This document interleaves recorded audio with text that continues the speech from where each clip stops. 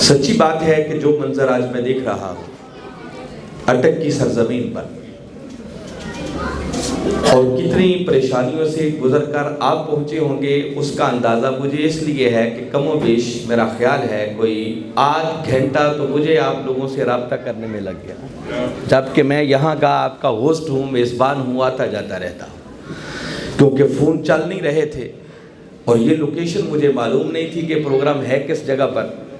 تو جتنے میرے موبائل فون میں آپ کے اٹک کے نمبر تھے، میں نے کوشش کی سب کو ڈائل کرنے کی، مگر کسی سے بھی رابطہ نہ ہو سکا۔ ہماری خوش نصیبی کہ ہمیں یہ جھنڈے لگے ہوئے نظر آ گئے اور ہم سیدھے یہاں پر پہنچ گئے۔ تو یہ یقیناً آج مشکلات تھیں، پھر بارش تھی، اور اس کے باوجود یہ جو اٹک کی سرزمین پر آپ نے شاندار منظر بنا دیا ہے۔ میں آج پھر چاہوں گا کہ جیسے چکوال اور بکھر کی سرزمین پر ہمارے لوگوں نے ایک نیا ریکارڈ پیش کیا تھا، تو میں قائدین کو زحمت دوں گا کہ کھڑے ہو کر ہم کلیپنگ کی شکل میں ڈسٹرکٹ اٹک کے جملہ قائدین اور فورمز کو ہم اپریشیٹ کرتے ہیں۔ ماشاءاللہ آپ بیٹھے گے۔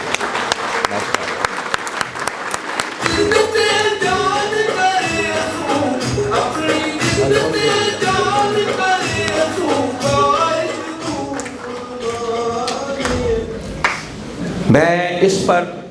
تحریک منہاج القرآن، پاکستان عوامی تحریک، منہاج القرآن ویمن لیگ، منہاج القرآن یوتھ لیگ، مصطفی اسٹوڈنٹس موومنٹ، منہاج القرآن علماء کونسل، ان کے جملہ فورمز کے جملہ قائدین کو، کارکنان کو، اور ہر تحصیل کی لیڈرشپ کو میں اگر کروڑہا مرتبہ بھی مبارکباد پیش کروں تو میں سمجھتا ہوں کم ہے۔ اب میں ایک ایک کا نام نہیں لے رہا، یقیناً اس میں سب کی بھرپور کاوش ہے، اور پھر بالخصوص ہمارے محترم حاجی لطیف احمد صاحب جن کی کاوشوں کو کسی طور پر بھی نظر انداز نہیں کیا جا سکتا، میں ان کو سیلیوٹ بھی پیش کرتا ہوں، خراج تحسین بھی پیش کرتا ہوں، اور دعا گو ہوں کہ اللہ رب العزت آپ سب کی کاوشوں کو اپنی بارگاہ میں شرف قبولیت عطا فرمائے۔ الحمدللہ میں نے جتنی گفتگو ابھی سٹیج پر سنی ہے، میں مبارکباد پیش کرتا ہوں جملہ مقررین کو، قائدین کو۔ قاضی شفیق الرحمان صاحب کی بڑی ہی پرمغز گفتگو تھی، اور میں سمجھتا ہوں کہ آج کی اس کنونشن کے حوالے سے انہوں نے بہت پیاری گفتگو کی، اور پیغام آپ کو جو مرکزی پیغام تھا وہ آپ تک پہنچا دیا۔ پھر ہمارے یوتھ لیگ کے محترم مجیب الرحمان صاحب نے جتنی خوبصورت گفتگو کی ہے، اور باجی عائشہ کی شاندار گفتگو، میں سب کو مبارکباد پیش کرتا ہوں۔ میں صرف مختصر وقت کے اندر جو آج آپ سے گزارش کرنا چاہ رہا ہوں کہ یہ جو تبدیلی نظام، یاد رکھیں یہ نعرہ کوئی نیا نعرہ نہیں ہے۔ روز ازل سے اللہ رب العزت نے جس مقصد کے لیے انبیاء کے سلسلے کو شروع کیا، ان کی بعثت کے مقاصد میں سے سب سے بڑا مقصد یہی تبدیلی نظام تھا۔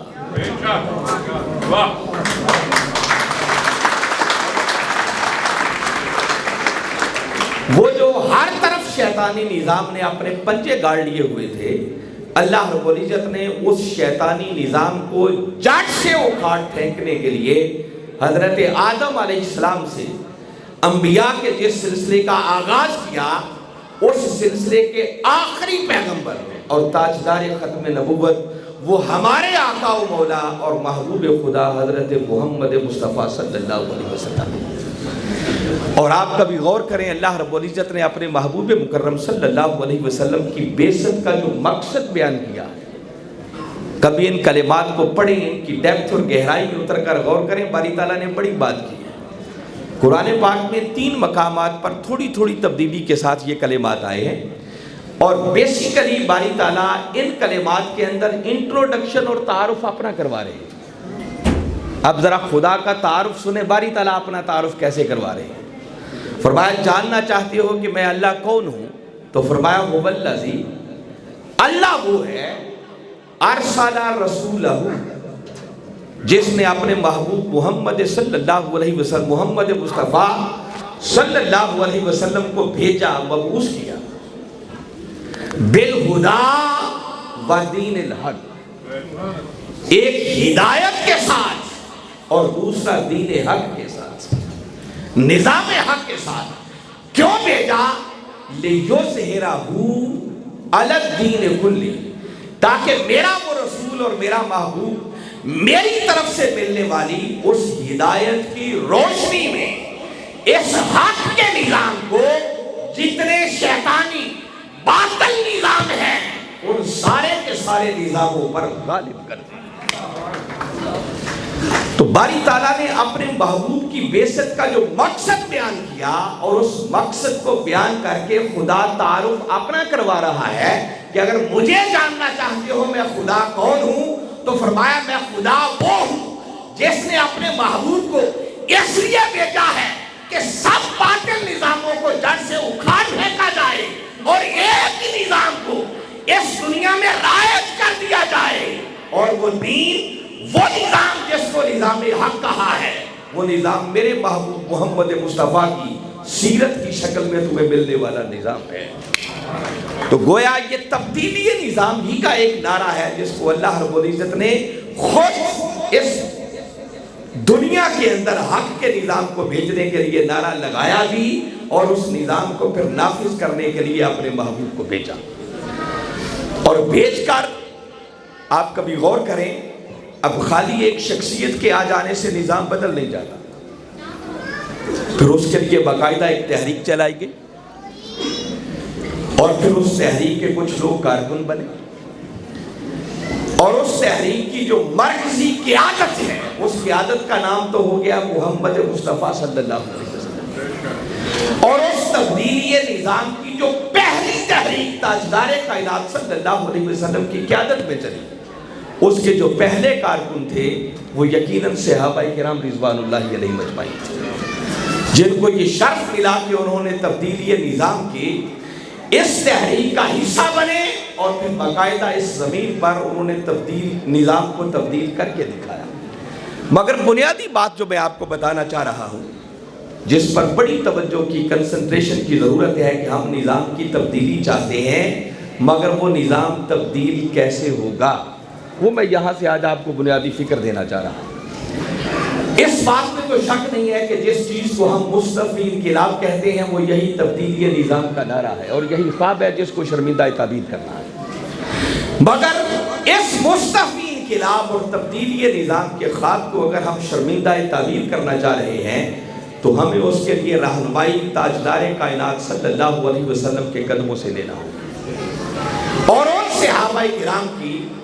سیرت سے، کردار سے رہنمائی لینا ہوگی جنہوں نے پہلی مرتبہ اس تبدیلی نظام کی تحریک کا کارکن بن کر باقاعدہ نظام کو تبدیل کر کے دکھایا۔ اللہ رب العزت نے جس قیادت کو بھیجا وہ قیادت اتنی رول ماڈل تھی کہ باری تعالیٰ نے پہلے 40 سال تک اس قیادت کے کردار کو منوایا ہے۔ الحمدللہ ثم الحمدللہ، آپ جانتے ہیں اور تاریخ سے کوئی بھی اس بات سے ایسا نہیں ہے کہ وہ بہرہ یاب نہ ہو کہ پھر اللہ رب العزت نے اپنے مقام کو، وہ اپنے محبوب کو وہ مقام و مرتبہ عطا کیا کہ لوگ آپ کو صادق اور امین کے لقب سے یاد کرتے تھے، اور جب اپنے محبوب کے کردار کو منوا لیا تو پھر باری تعالیٰ نے اس محبوب کو یہ حکم دیا کہ اے میرے محبوب اب تبدیلی نظام کا نعرہ لگا اور اپنا تعارف کروا کہ اللہ رب العزت نے حقیقت میں مجھے بھیجا کس مقصد کے لیے،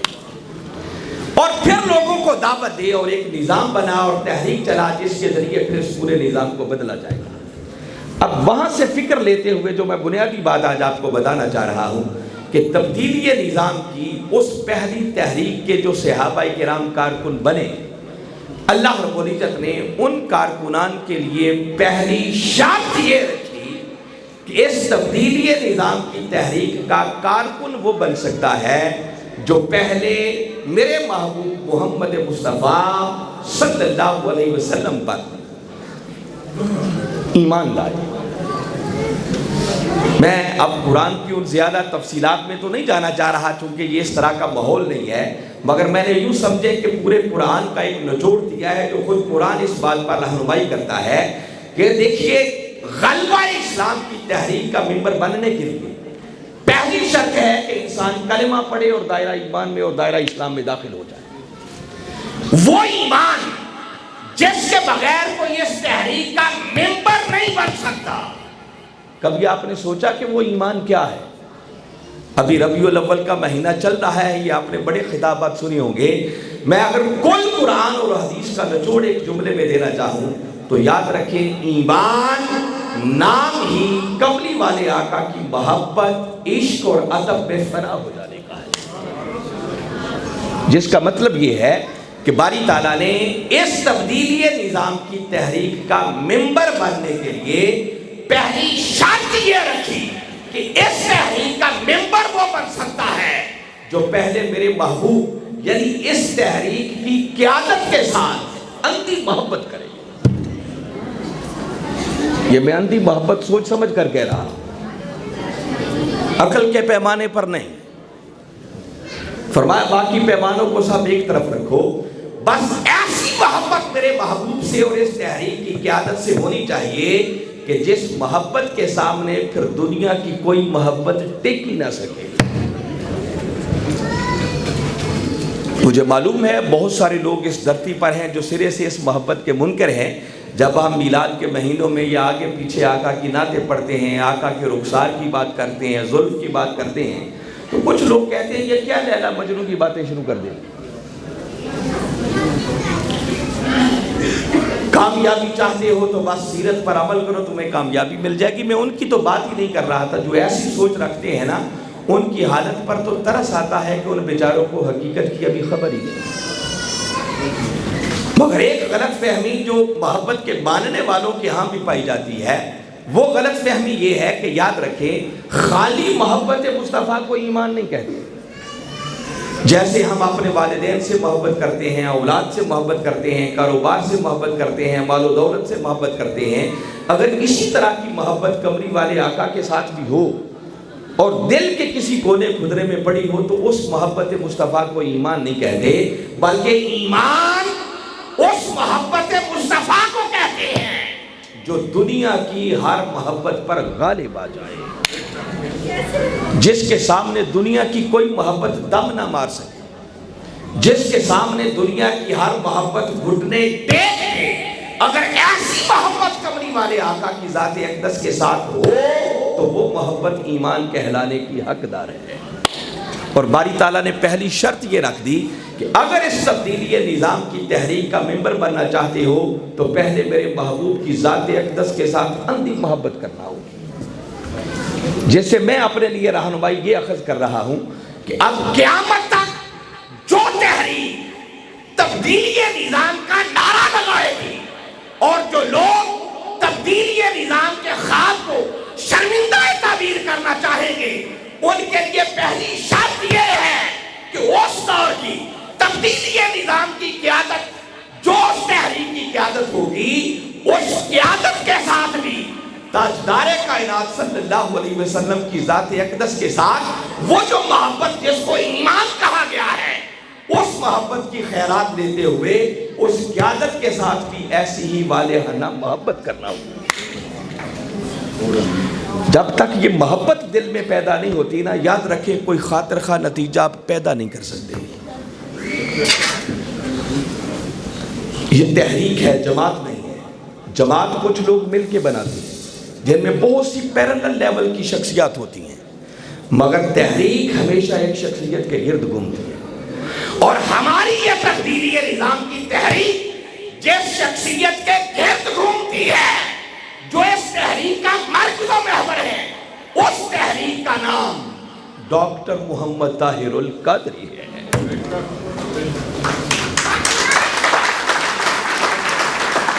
اور خدا کی قسم میں جذباتی طور پر نہیں، یہ ایک حقیقت آپ کو بتا رہا ہوں، اللہ نے طاہر القادری کو بنایا ہی ایسا ہے۔ ان کی صورت کو دیکھیے تو تب بھی، ان کی سیرت کو دیکھیے تو تب بھی وہ شخصیت ہے ہی ایسی کہ جن کے ساتھ عشق کرنے کی ضرورت ہے۔ وہ خیرات ملی ہے ان کو، ان کے حسن کو حسن مصطفیٰ کی خیرات ملی ہے، اور ان کی سیرت کملی والے آقا کی سیرت کی خیرات سے مارے گزری ہے۔ قربان جائیں ہم اپنے قائد پر،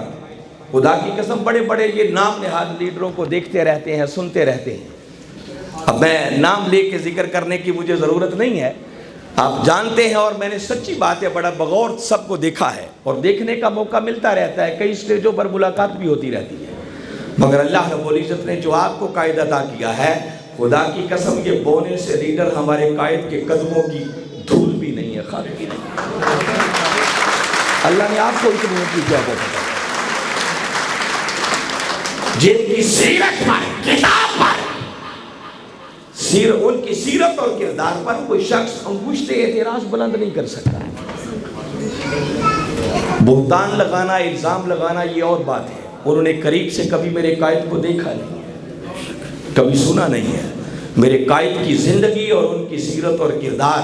ایک سفید چادر کی مانند ہے جس پر آپ کو کوئی دھبا نظر نہیں آئے گا۔ تو ایسی ہستی سے کیوں نہ پیار کیا جائے؟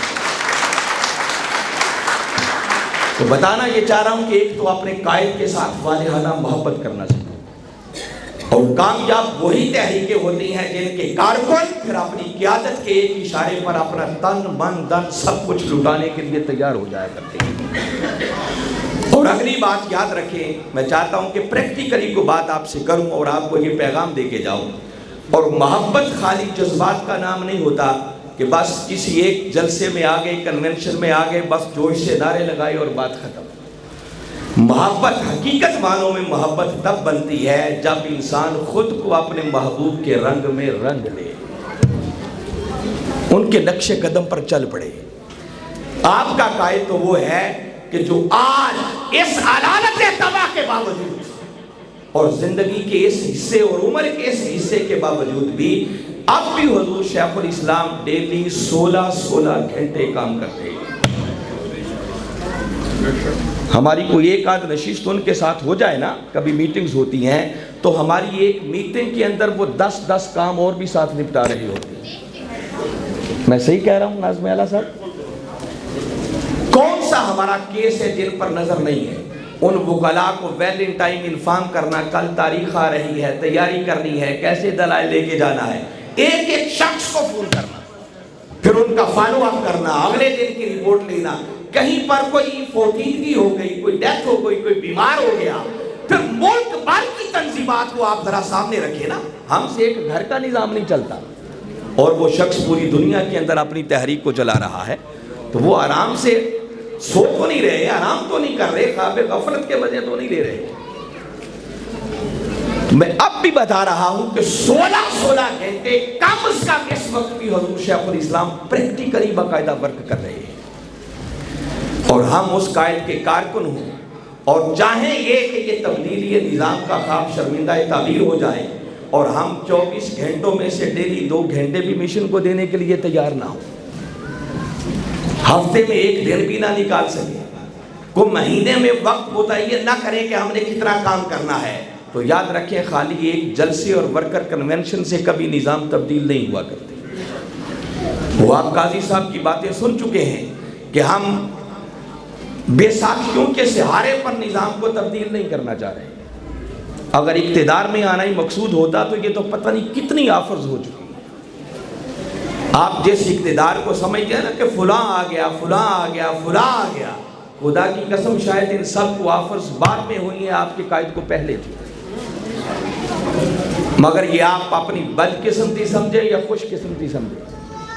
اور میں تو اسے خوش قسمتی سمجھتا ہوں کہ اللہ نے ہمیں قیادت ایسی عطا کی ہے نہ جو جھک سکتی ہے نہ بک سکتی ہے۔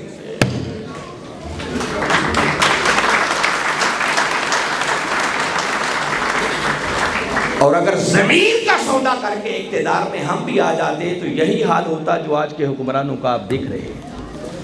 نہ ہم کسی کو منہ دکھانے کے قابل ہوتے نہ ہمارا قائد کسی کو منہ دکھانے کے قابل ہوتا۔ تو ان بیساکھیوں کے سہارے تو ہم آنا کوئی نہیں چاہتے، تو کیا خالی نعروں سے نظام تبدیل ہو جائے گا؟ نہیں ہوگا۔ اس کے لیے آپ کو ویژن 2025 دیا گیا ہے، اور ویژن 2025 کو اگر آپ پڑھیں اس کی مین سٹیٹمنٹ جو کریکٹس اگر ایک جملے میں آپ کو بتانا چاہوں